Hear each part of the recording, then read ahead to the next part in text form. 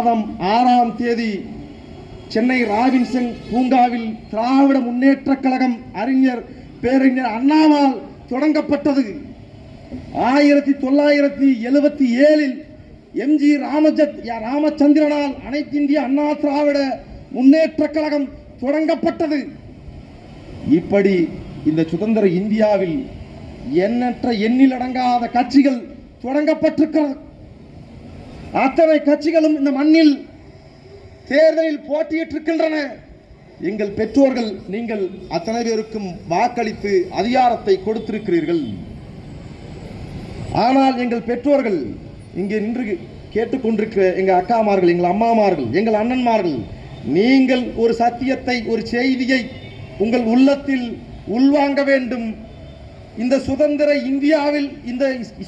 இந்தியாவின் அரசியல் வரலாற்றில் ஒரு கட்சி தான் சந்தித்த அத்தனை தேர்தல்களிலும்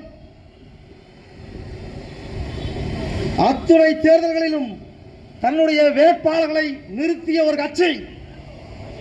234 தொகுதிகளில் நிறுத்தப்பட்ட வேட்பாளர்களில் ஒரு வேட்பாளர் கூட குற்றப்பின்னணி இல்லாத, கிரிமினல் வழக்குகள் இல்லாத, அயோக்கியத்தனம் செய்யாத, உண்மையும் நேர்மையுமாக ஒரு கட்சி வேட்பாளர்களை தான் சந்தித்த அத்தனை தேர்தல்களிலும் ஒரு கட்சி நிறுத்தி இருக்கிறது என்றால் அந்த கட்சி நாம் தமிழர் கட்சி மட்டும்தான் என்பதை எங்கள் பெற்றோர்கள் நீங்கள் உள்வாங்க வேண்டும்.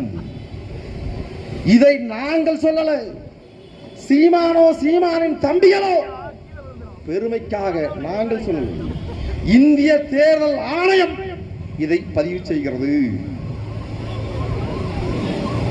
திமுக வேட்பாளர் நிறுத்துறான், அதிமுக வேட்பாளர்களை நிறுத்துகிறது, கம்யூனிஸ்ட் கட்சிகள் வேட்பாளர்களை நிறுத்துகிறது.